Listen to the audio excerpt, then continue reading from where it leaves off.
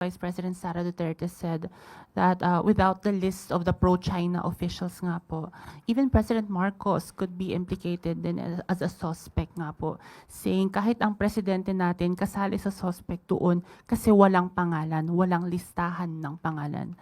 Your reaction po? Ako natawa. Di ko alam kung natatawa kayo. For me, nakakatawa kasi yung kanyang mga sinasabi.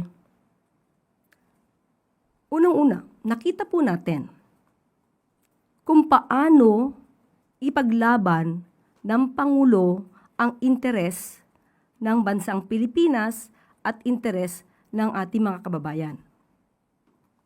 Marami na ang humanga at ipinakita na sang-ayon sila kung ano ang stance ng Pangulo patungkol sa ating soberanya.